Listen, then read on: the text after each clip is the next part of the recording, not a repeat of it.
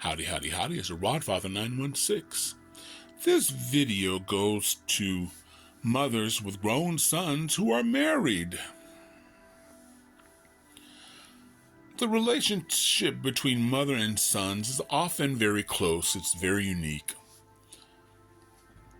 Very similar to relationships that some fathers have with their daughters. But once your son takes a wife, once your daughter takes a husband, your role in his life is his mother, and you are a visitor in the household. Your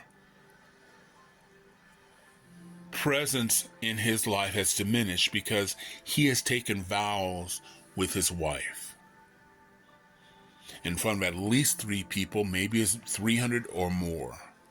But he's made a promise to God and everyone that his wife is going to be number one.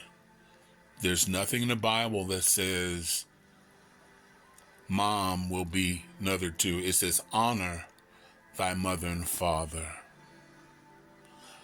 It had that, just and leave it at that, but it has nothing to do with the marriage.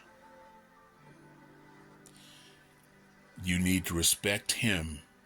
You want his home and his life to be happy, because you remember the times when your mother-in-law criticized you and hurt your feelings. Who did the person you turned to? Who did the person that you wake up and made him uncomfortable because that's his mother? You did that. So why would you do that to your son? And I'd like you to think big picture.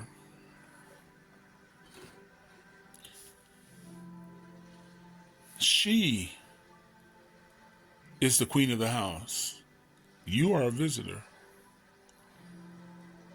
Your place is to be a guest, not to tell him how to live his life, not to say that she should be doing this and criticizing her, and very important, not to be disrespectful.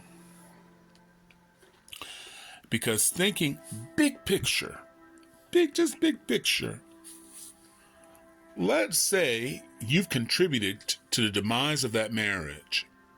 In most marriages, the children go with the wives, often by choice. Man doesn't want to do that. Some men. But most of the men in 2025, their wives have full custody, or they're the custodial parent, meaning the children live with them most of the time. Women have a long memory. Would they be open to their former mother-in-law who criticized them, who was largely responsible for the demise of their marriage? How often do you think you would see your grandchildren? There's no such thing as grandmother's rights, grandparents' rights. You can look it up. You don't have to believe me. Yes, those are your son's kids, but he's not going to intervene because he doesn't want to be the custodial parent. If he did, he would choose to have them live with him half the time.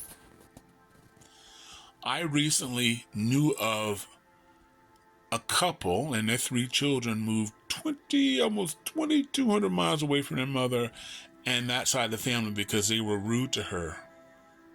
Disrespectful. So the mother and the sisters are no longer welcome to his home.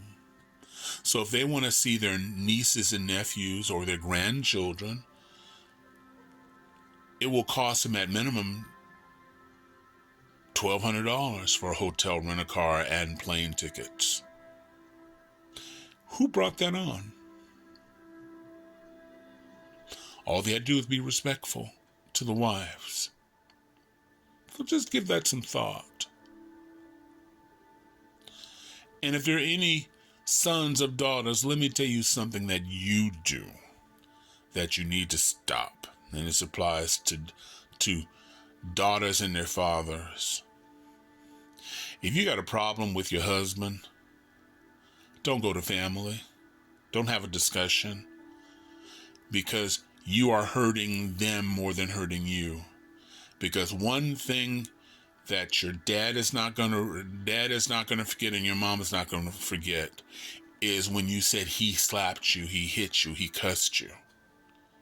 They will never forget that. He could be successful, he could become a millionaire, but at Thanksgiving, if things get hot, they will remember what you told them. Choose a close friend that you can trust, because you're just venting. You're not asking for solutions, but you hurt your husband when you go talk to your father and your family. You hurt your wife when you tell mama, she don't do this for me. She don't do that for me. She don't do this for me. And mom, if he makes that mistake, and it is a mistake, because he has damaged his bride by being negative about his bride. But if he tells you, keep it with you and God.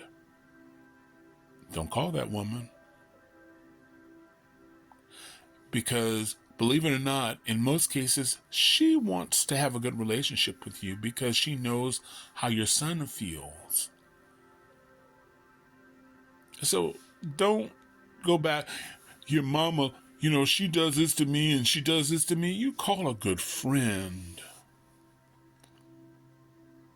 So anyway, now's the time for the women who hate me right now to say, I sure appreciate it if you like and subscribe. I hope all you ladies don't hate me. Like and subscribe, share, comment. I'd like to hear it. You don't have to agree with me at all. Like I said, I get it. I lived it.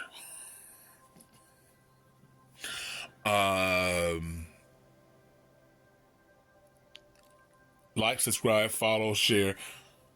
Wishing everybody love, joy, peace, and happiness. Don't hate me. I'm only human. Anyway, thanks for watching.